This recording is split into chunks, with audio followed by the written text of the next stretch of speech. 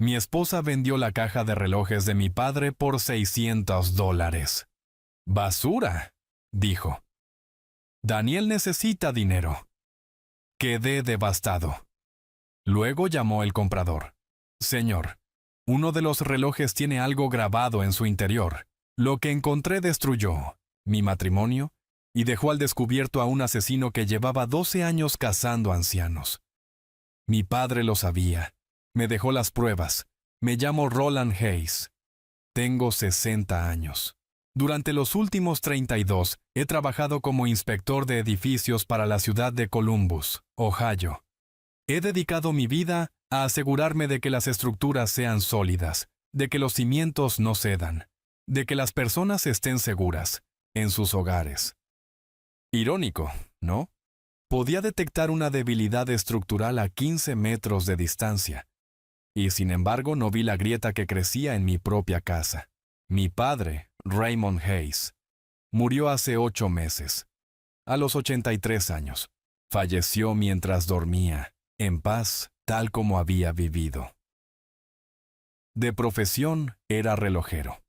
Pasó 40 años trabajando en Klein & Sons, en el centro, hasta que el negocio cerró en los 90. Después se dedicó a coleccionar relojes, su mayoría piezas antiguas, cada una con su propia historia.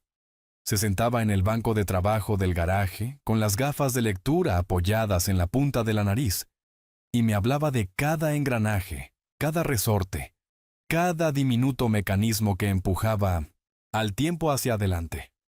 Cuando murió, me dejó su colección, 8 relojes, desde un boba de los años 40 hasta varias piezas suizas cuyos nombres ni siquiera sabía pronunciar. Los guardaba en un viejo estuche de caoba con esquinas de latón, de esos que emiten un leve chasquido al abrirse. Durante 8 meses, aquel estuche permaneció en la repisa de mi estudio. A veces lo miraba. Recordaba las manos de mi padre trabajando con aquellos delicados mecanismos y sentía ese vacío sordo que deja la ausencia definitiva.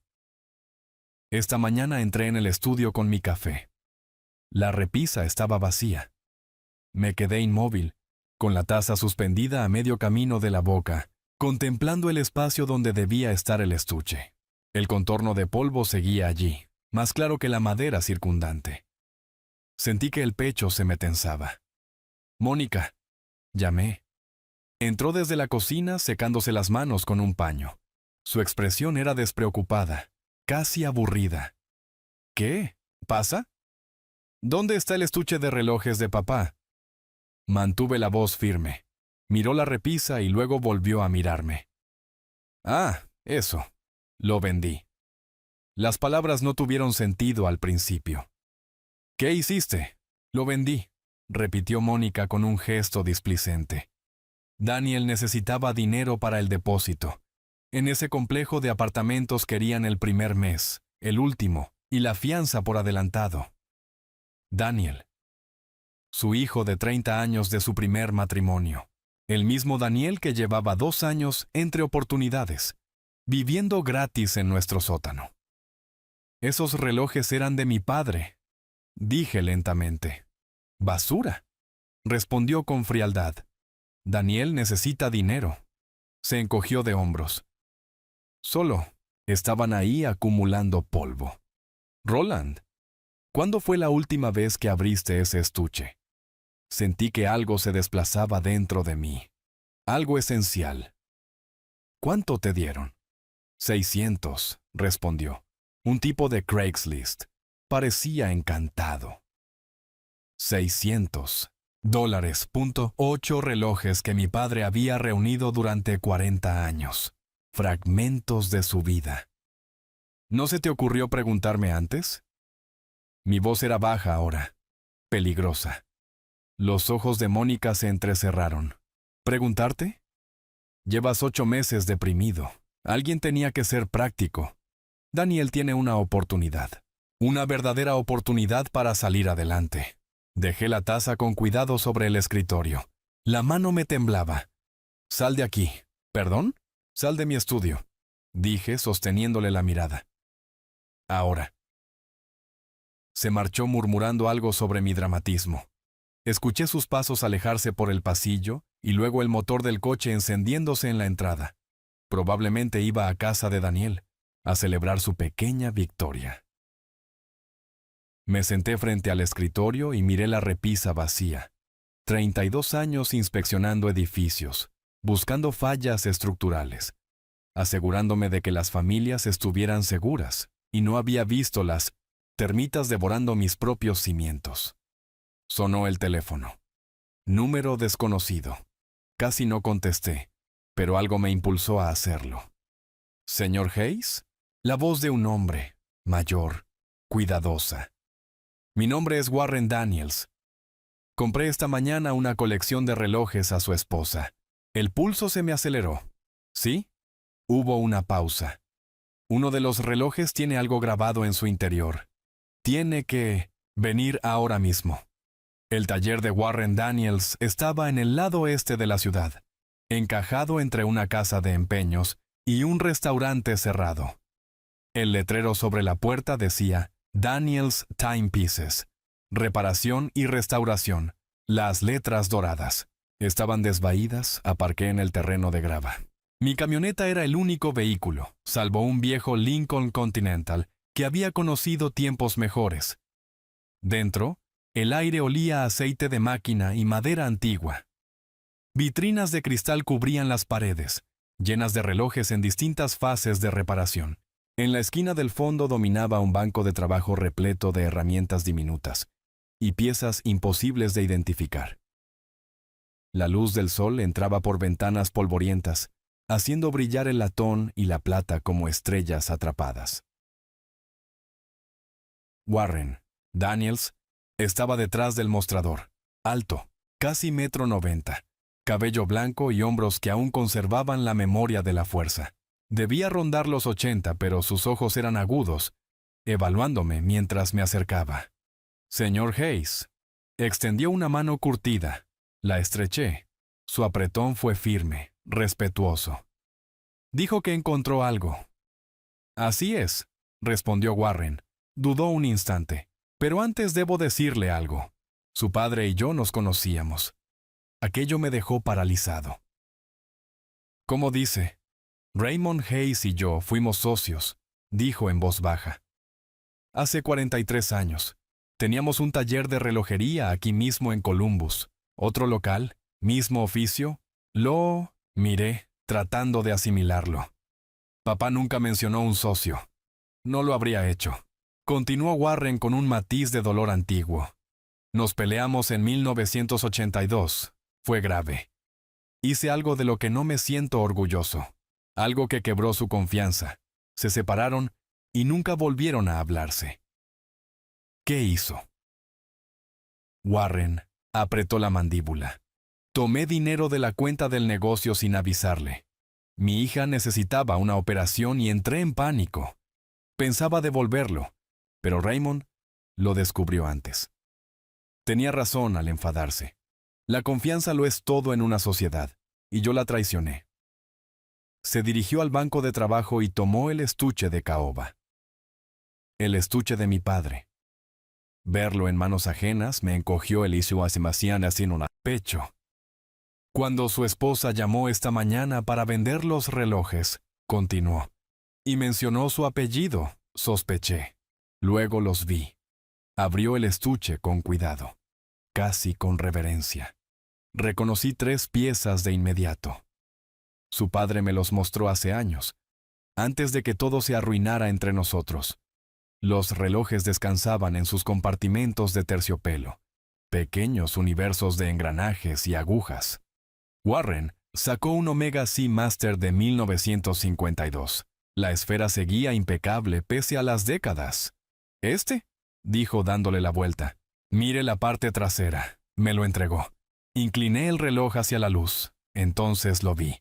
Grabado en letras diminutas y precisas, para Roland. Si estás leyendo esto, alguien tomó una decisión sin ti. Llama a Warren Daniels, 614-555-8847. Confía en él. Papá. Las manos me empezaron a temblar. ¿Qué demonios? El rostro de Warren era grave. Su padre vino a verme 6 meses antes de morir. La primera vez en más de 40 años. No quiso hablar del pasado. Solo me pidió un favor. ¿Qué favor? Mi voz salió áspera. Dijo que si alguien intentaba vender estos relojes sin que usted estuviera presente, debía comprarlos sin importar el precio. Eso significaría que algo había cambiado en su vida. Algo que quizá usted no vería con claridad. Me senté pesadamente en un taburete. Las piernas me fallaban. Él lo sabía. ¿Sabía qué? Que Mónica haría esto. Dije, golpeado por la revelación, que tomaría lo que era importante para mí y lo vendería como si fuera basura. Warren dejó el reloj con cuidado. Raymond no habló mucho de su vida personal. Solo dijo que había observado ciertos patrones, cosas que le preocupaban. Quería asegurarse de que alguien velara por usted incluso después de su muerte. ¿Por qué usted? Después de lo que pasó, le hice la misma pregunta. Warren suspiró. Me dijo que la gente comete errores, pero eso no significa que deje de ser decente. Dijo que había pasado 40 años intentando compensarlo con mi trabajo, mi comunidad y mi familia. Que esa constancia tenía valor. Volví a mirar los relojes. Ya no eran simples objetos. Eran un mensaje, un sistema de alarma que mi padre había preparado antes de morir. «Hay más», dijo Warren. Sacó un sobre sellado de debajo, del mostrador. Mi nombre estaba escrito al frente con la caligrafía cuidadosa de papá. Me dejó esto. Dijo que usted sabría cuándo abrirlo. Tomé el sobre con manos temblorosas. Pesaba más de lo que debería pesar el papel. «Señor Hayes», dijo Warren con voz baja pero firme. «No sé qué hay ahí dentro, pero su padre era meticuloso. Si se tomó tantas molestias fue por algo. No ignore lo que encuentre». Asentí sin poder hablar. Afuera sonó la bocina de un coche. La vida seguía, indiferente.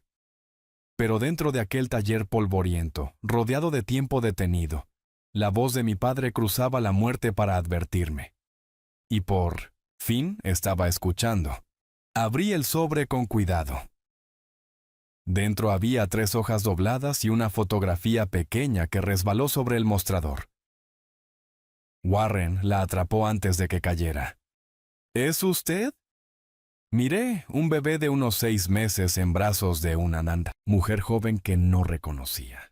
Cabello oscuro, ojos amables, sonrisa nerviosa.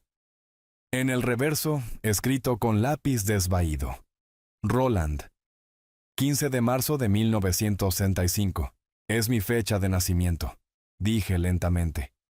Pero no sé quién es ella. Warren me devolvió la foto en silencio. Desdoblé la carta. La letra de papá llenaba las páginas, ordenada y metódica como siempre. «Hijo, si estás leyendo esto, Warren ha cumplido con lo que le pedí. Bien. Eso significa que necesitas saber cosas que debí contarte hace años, y no lo hice. Creí que te protegía, al menos eso me decía. Sentí el pecho oprimirse. Eres adoptado. Tu madre, tu verdadera madre, no pudo quedarse contigo.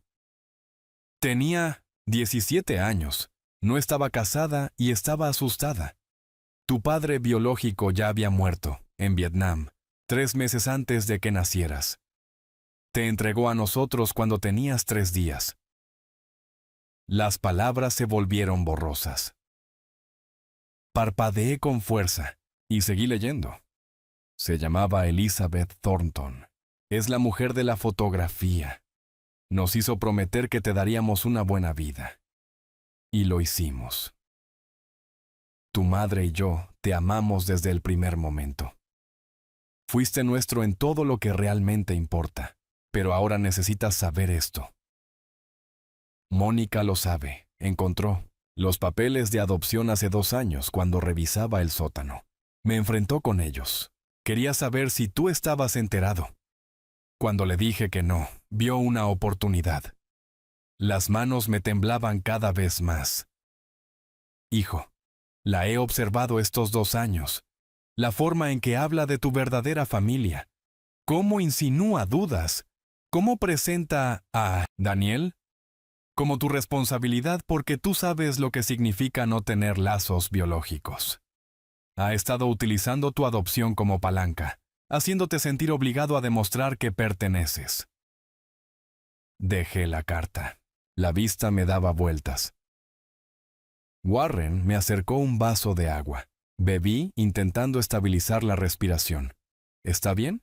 Siga leyendo, dije. Había más.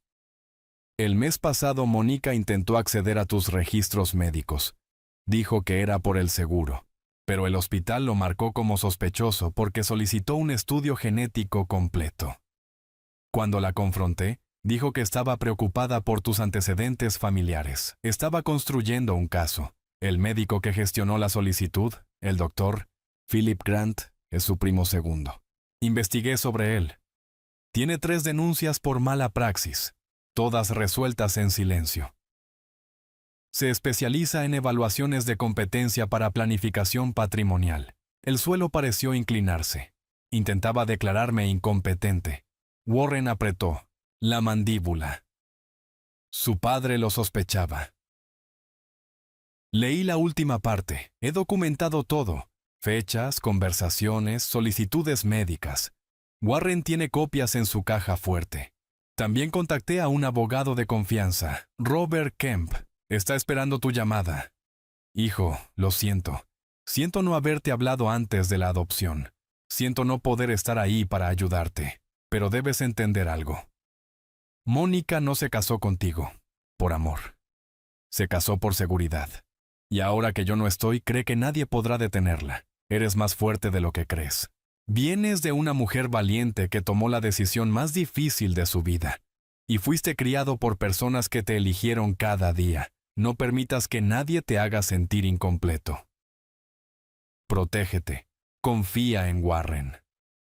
Y recuerda, la sangre no hace hacia la familia. El amor sí, tu papá. Papá. Doblé la carta con cuidado y la guardé. El taller estaba en silencio salvo por el tic-tac de una docena de relojes. Su padre fue minucioso, dijo Warren. Me dejó copias de todo. Registros médicos, correspondencia, incluso grabaciones de llamadas con Mónica. Levanté la cabeza. ¿Grabaciones? Asintió. No entendía mucho de tecnología, pero yo lo ayudé. Mónica nunca lo supo. Documentó 6 meses de conversaciones donde ella hablaba de su supuesto deterioro mental con Daniel y con su primo. Entonces llegó la ira, no explosiva, fría, tonta nítida. La clase de ira que levanta cimientos en lugar de quemar puentes. Quiero verlo todo. Warren sacó una carpeta gruesa de la caja fuerte. Ya está preparado. Su padre la actualizó cada 2 semanas hasta su muerte. La última entrada es de 3 días antes del infarto. La abrí. Transcripciones, informes médicos, correos impresos, fotografías de Mónica reuniéndose con el Dr. Grant en una cafetería. Lleva 2 años planeándolo. Como mínimo, dijo Warren. Su padre creía que más tiempo.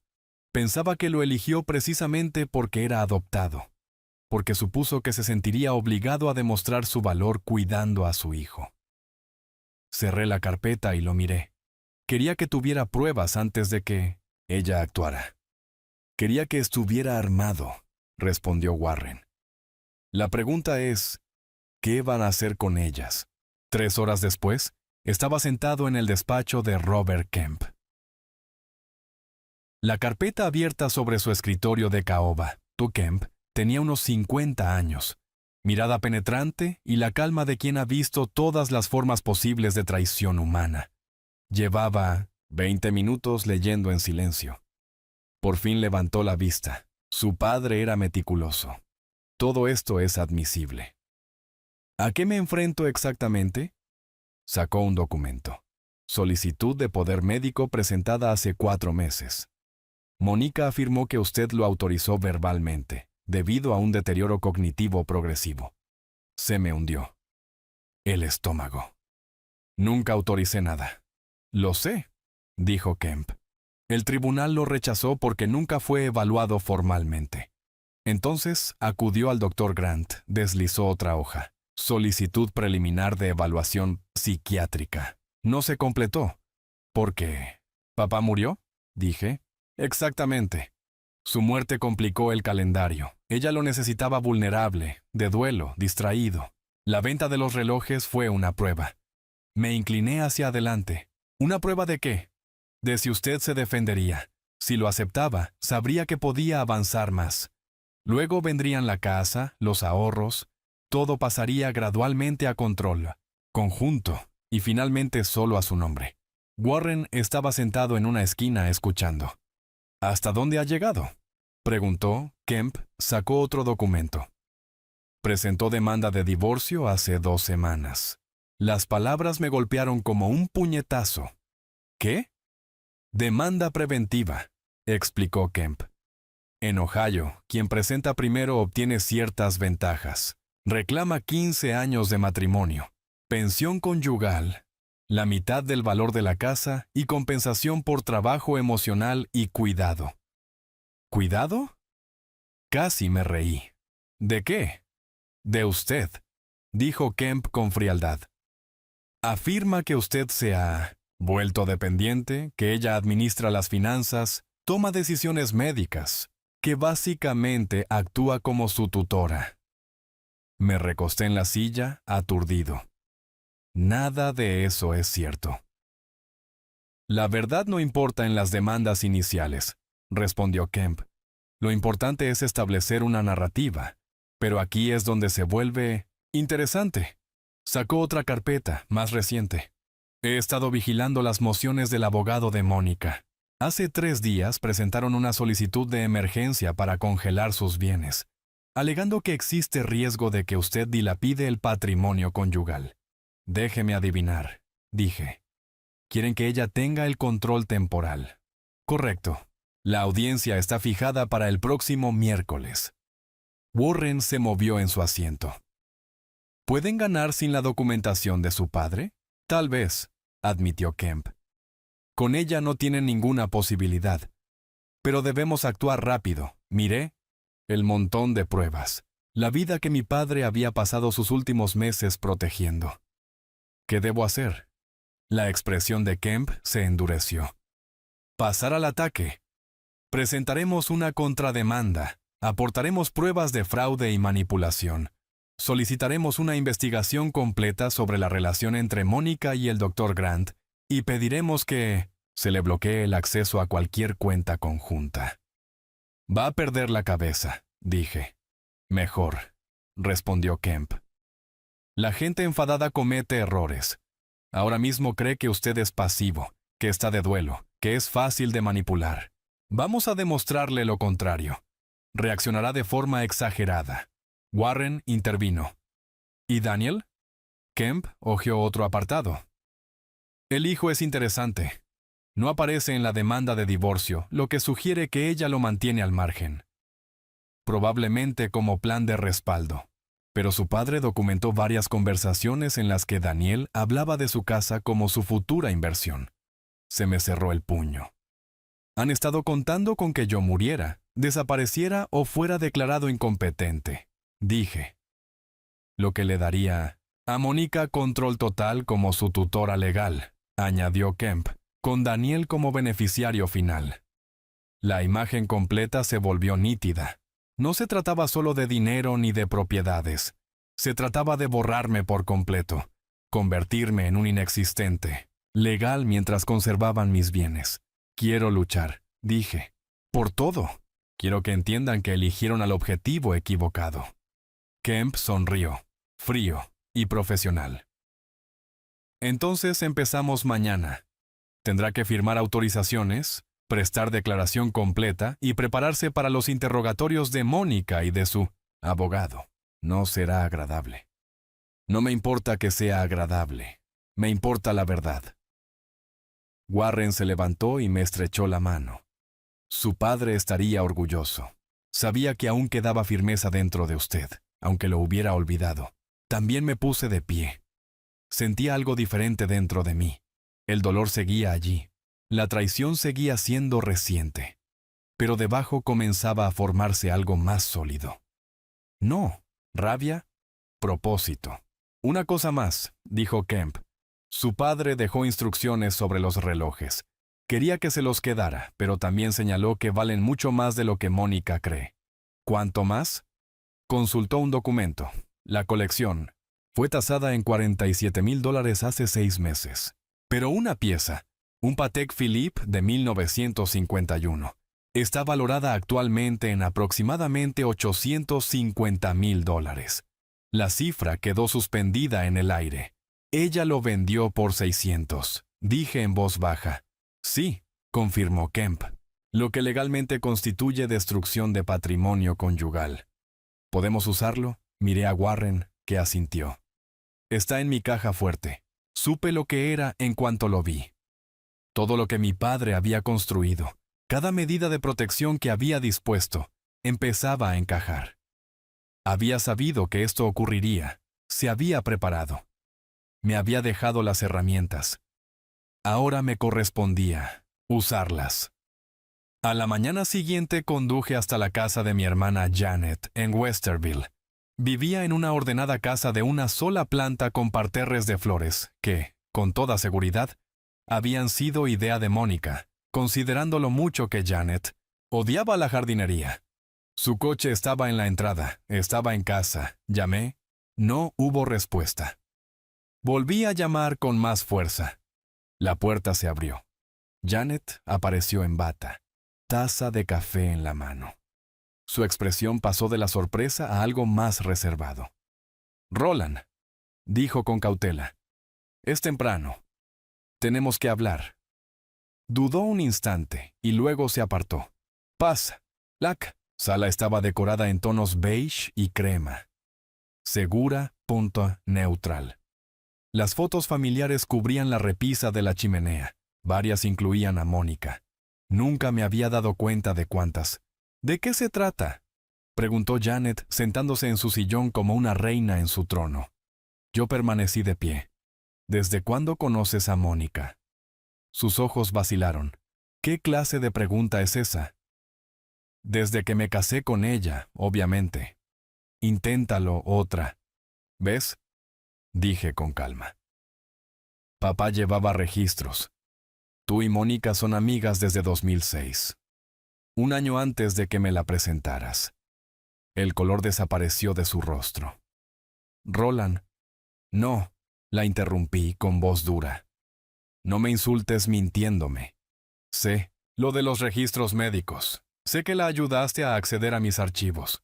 Sé que has formado parte de esto desde el principio». Janet dejó la taza. La mano le temblaba ligeramente. «No lo entiendes. Entonces explícamelo. Explícame cómo mi propia hermana ayudó a mi esposa a construir un caso para declararme incompetente». «No, fue así», dijo Janet, sin convicción. «Mónica estaba preocupada por ti. Después de la muerte de papá parecías perdido, desorientado. Pensamos que debíamos...». Me acerqué un paso. «¿Pensaron qué?». «Que necesitabas que alguien se encargara de ti». Se puso de pie a la defensiva. «Eres adoptado, Roland.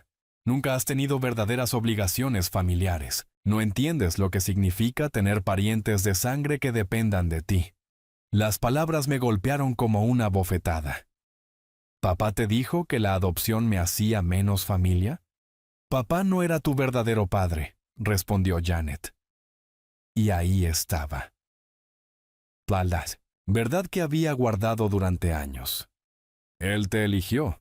«Sí, pero eso no es lo mismo que...». «Apártate de mi camino», dije en voz baja. Parpadeó. «¿Qué? ¿Me has oído? Me voy y vas a apartarte». «Roland, estás siendo irracional». «Estoy siendo claro», respondí. «Más claro que en años. Ayudaste a Monique a atacarme porque nunca me consideraste familia de verdad. Está bien, pero ahora vas a vivir con las consecuencias». El rostro de Janet se descompuso. «Soy tu hermana». «No», dije mientras me dirigía a la puerta. Eres la hija biológica de Raymond y Linda Hayes. Eso es genética. La familia es algo que se gana, y tú acabas de perderla. Salí dejándola allí, en su sala beige, rodeada de fotografías de una familia que nunca me había incluido del todo. Robert. Kemp estaba esperándome en mi camioneta, revisando documentos. ¿Cómo fue? Confirmó todo, respondí. Y me mostró exactamente quién es. Kemp asintió. Bien, podemos usar esa ira.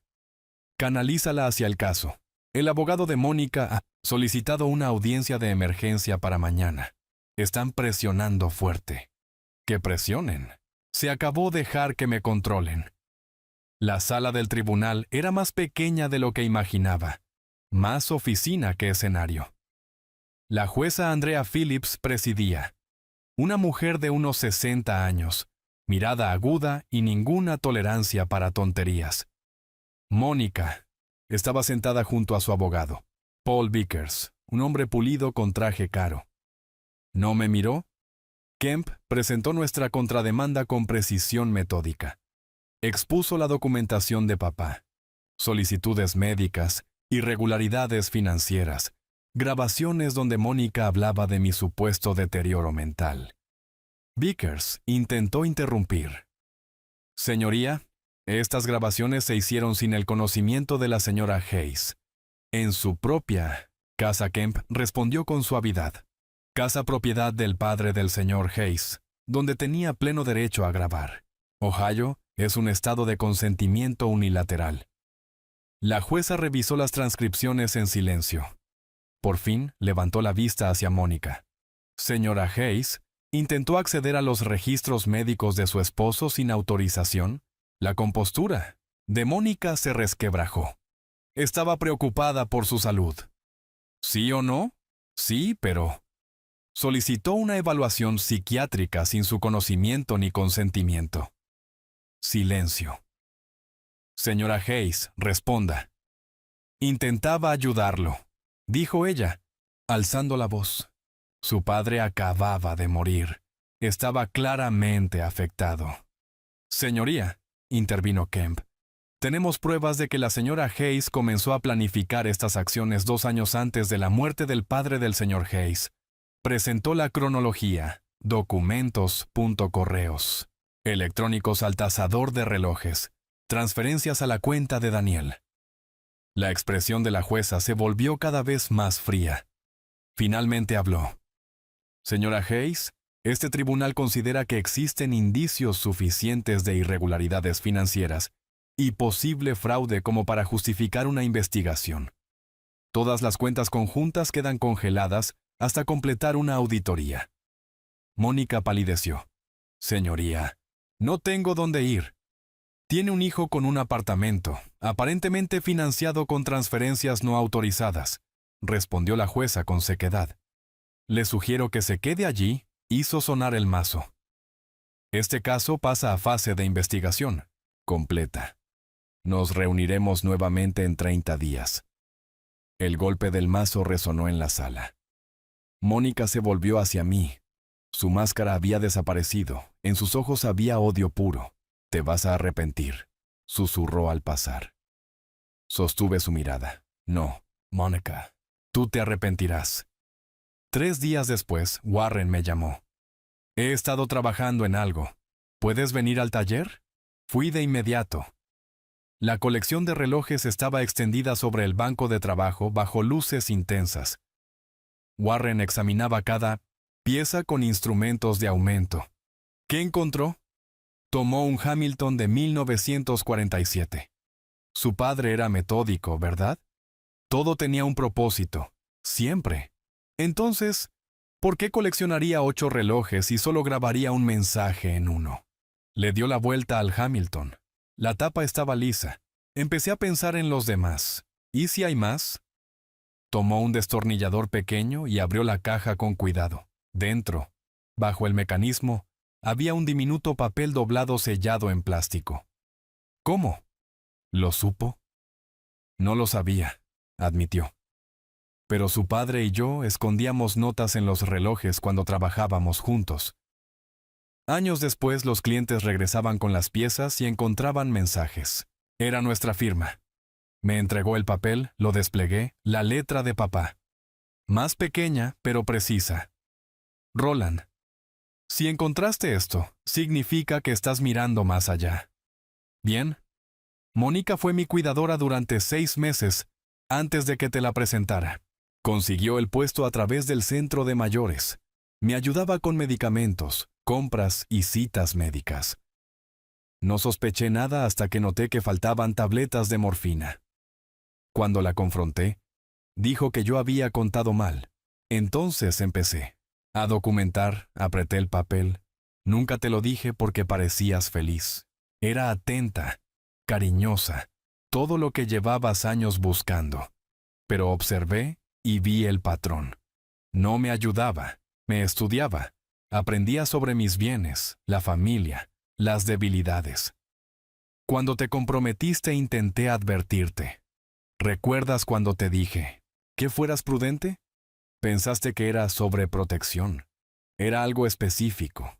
El recuerdo volvió. Papá apartándome durante mi fiesta de compromiso, preguntando si estaba seguro. Yo me había molestado. Lo había acusado de no querer verme feliz. Lamento no haber sido más claro. Si presionaba demasiado, te habrías alejado. Así que me preparé. Warren tiene documentación sobre el robo de medicamentos. Cantidades pequeñas. Nada suficiente para denunciarla, pero sí para establecer un patrón. Úsalo si lo necesitas. Los otros relojes contienen más piezas. Sigue buscando. Papá. Levanté la vista. Dice que fue su cuidadora. Así se conocieron. Warren asintió con gravedad. La recuerdo. Profesional, eficiente. Siempre preguntando por sus finanzas con la excusa de organizar papeles. Su padre la mencionó varias veces. Decía que mostraba demasiado interés. ¿Por qué no la despidió? Lo hizo. 2 semanas antes de presentártela. Le dijo que ya no necesitaba sus servicios. Entonces apareció en tu obra con café y almuerzo diciendo que había oído que trabajabas muchas horas. Las piezas encajaron con claridad enfermiza. Me eligió por papá. Lo eligió porque era su heredero, corrigió Warren. Y porque, como hijo adoptivo con solo Janet como familia, era vulnerable, fácil de aislar, fácil de manipular. Dejé el papel. Y los otros relojes. Warren ya había abierto 3 más. Cada uno contenía otra nota. Cada uno revelaba otra capa del plan de Mónica. Registros médicos que había copiado. Documentos financieros que había fotografiado. Conversaciones con papá donde lo interrogaba, cuidadosamente sobre su herencia. Estaba construyendo un perfil, dije. Durante años, confirmó Warren. Su padre documentó todo. Sabía que si acudía a la policía por el robo de medicamentos, sería su palabra contra la de ella. Pero esto, señaló las notas. Esto es un patrón de conducta depredadora durante 5 años. ¿Puede usarlo, Kemp? Cada palabra. Su padre se aseguró de fechar todo, buscar testigos cuando era posible y respaldarlo con pruebas externas. Incluso hizo que el director del centro de mayores confirmara su empleo y despido. Tomé el Patek Philippe, la pieza de $850,000. ¿Y este? Warren se puso serio. Aún no lo he abierto. Su padre dijo que era especial, que usted sabría cuándo estaría listo. Lo giré entre las manos, sintiendo su peso, su historia. Estoy listo. Warren me entregó las herramientas. Entonces debe abrirlo usted. Mis manos estaban firmes mientras trabajaba. La tapa se dio con mi intención. Un suave clic dentro. Bajo el mecanismo perfecto, había otra nota. Y algo más. Una pequeña llave de latón, idéntica a la del Omega. Desplegué el papel. Hijo, esta llave abre una caja de seguridad en First Community Bank. Caja 247.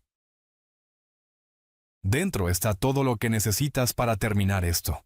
pruebas que no podía guardar en casa. Pero hay algo más que debes saber. Ser adoptado nunca te hizo menos, hijo mío. Te hizo más. Porque yo te elegí cada día, y esa fue la mejor decisión de mi vida. Ve al banco. Protégete y recuerda, la verdadera familia no exige pruebas, ofrece amor sin condiciones. Papá. Cerré los ojos. El reloj aún tibio en mi mano, incluso muerto. Mi padre iba 3 pasos por delante. Hay una caja de seguridad. Warren asintió. Entonces vamos al banco. La gerente, Susan Yates, recordaba a mi padre. El señor Hayes fue muy específico con los protocolos de acceso, dijo mientras nos conducía a la bóveda. Solo usted con esa llave y con identificación.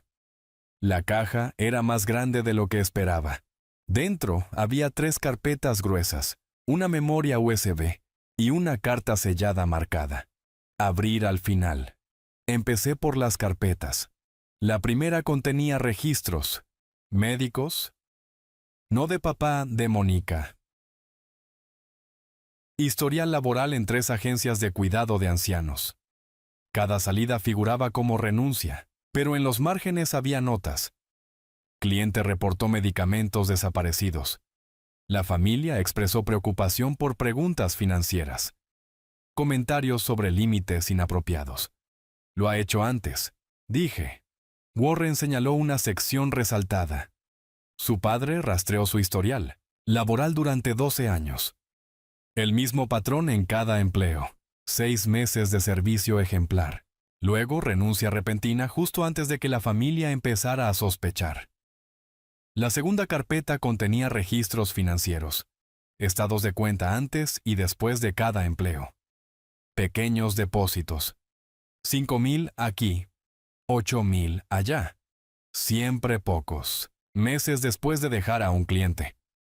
Regalos, dijo Warren. O chantaje. La tercera carpeta contenía correspondencia. Cartas de familias de antiguos pacientes agradeciendo su cuidado, pero mencionando solicitudes extrañas. Preguntó por el testamento de mi padre. Parecía muy interesada en sus propiedades. Sugirió que quizá necesitaríamos ayuda para administrar sus asuntos. Abrí la memoria USB en el ordenador del banco. Archivos. De video, decenas. Papá había instalado cámaras en su casa después de contratar a Mónica. Las grabaciones la mostraban revisando su escritorio, fotografiando documentos, hablando por teléfono cuando creía que él dormía. En un video estaba hablando con alguien. Subí el volumen. Tiene más de lo que pensaba, dijo la voz de Mónica con claridad. El hijo es adoptado. No tiene derechos biológicos. Si coloco esto bien, estamos hablando de al menos 800,000 entre la casa y las cuentas de retiro. Warren apretó la mandíbula. ¿Con quién está hablando? Avancé rápidamente por Mace, vídeos hasta encontrar otra llamada. Esta vez había grabación de la pantalla. Ella observaba un nombre de contacto. Janet Hayes.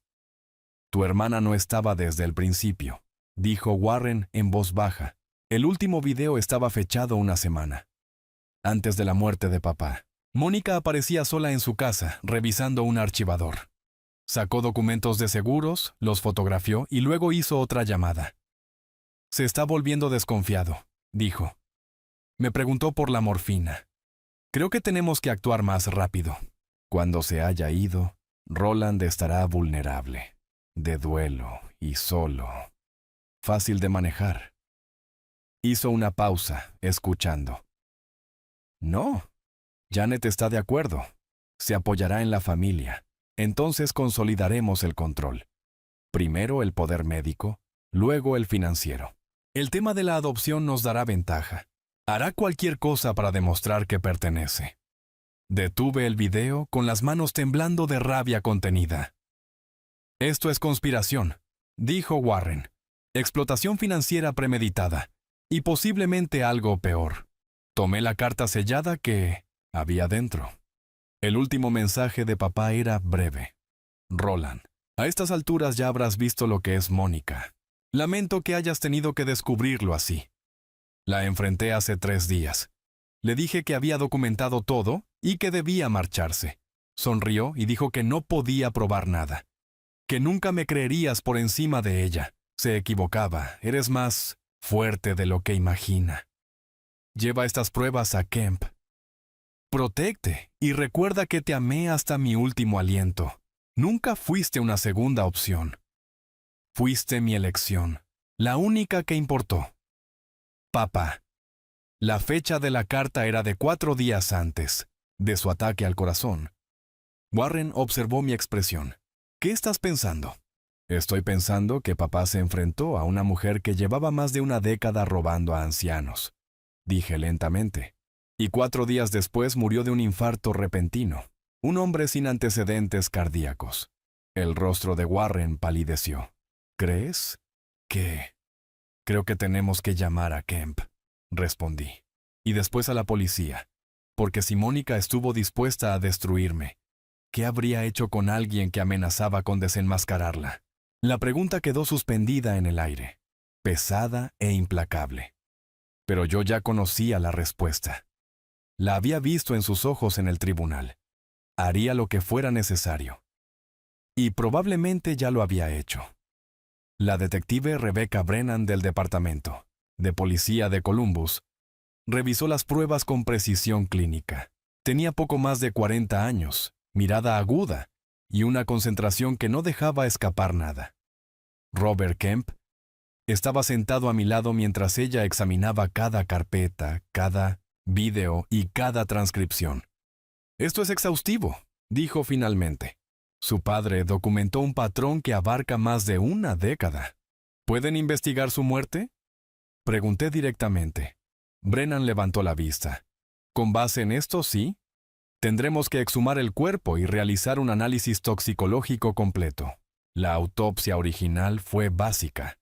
Lo habitual en un hombre de 83 años sin indicios de delito. Pero ahora hay sospechas, intervino Kemp. Sospechas importantes, confirmó Brennan. Señaló los historiales médicos, 3 antiguos, clientes, todos ancianos. Todos murieron meses después de que Mónica Hayes dejara de trabajar con ellos. Todos catalogados como muertes naturales. Pero considerando su acceso a medicamentos y su patrón de robo, necesitamos investigar más a fondo. La exhumación tuvo lugar 2 semanas después. Warren y yo permanecimos en el cementerio observando cómo los operarios retiraban cuidadosamente el ataúd. Se sentía mal. Perturbar el descanso de papá, pero había dejado pruebas por una razón. Los resultados toxicológicos llegaron 5 días más tarde. La detective Brennan me llamó a la comisaría. Su padre tenía niveles letales de digoxina en el organismo, dijo sin preámbulos. Es un medicamento cardíaco, pero no se le había recetado. En dosis altas provoca un paro cardíaco que parece una muerte natural. Mi visión se estrechó. Mónica lo mató. Eso creemos, confirmó Brennan. También estamos investigando las otras 3 muertes. Las exhumaciones están en marcha. Pero, señor Hayes, la documentación de su padre nos da causa probable para arrestarla por sospecha de asesinato. La arrestaron a la mañana siguiente en el apartamento de Daniel. Yo no estaba allí, pero Kemp me llamó para contarme los detalles. Intentó huir. Tenía maletas preparadas en el coche. Encontraron documentos falsificados, identificaciones falsas y $43,000 en efectivo. Daniel también fue arrestado.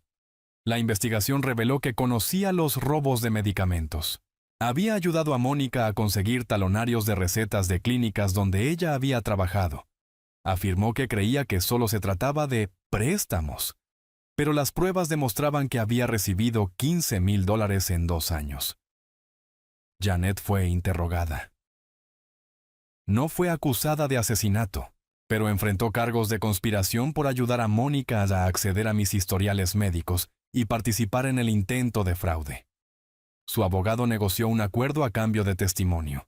El juicio tuvo lugar 8 meses después. Asistí todos los días, viendo cómo los fiscales desmantelaban metódicamente la defensa de Mónica.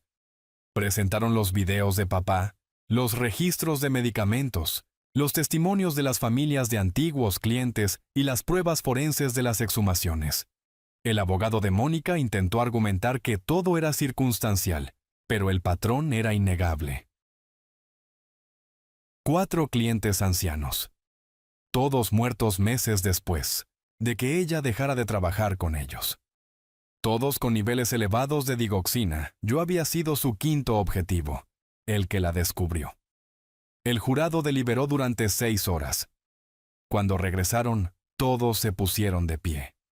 En el caso del Estado de Ohio contra Mónica Cooper Hayes, por el cargo de asesinato en primer grado de Raymond Hayes, declaramos a la acusada culpable. Siguieron 3 veredictos más de culpabilidad por asesinatos cometidos a lo largo de 12 años. El rostro de Mónica permaneció inexpresivo mientras leían la sentencia.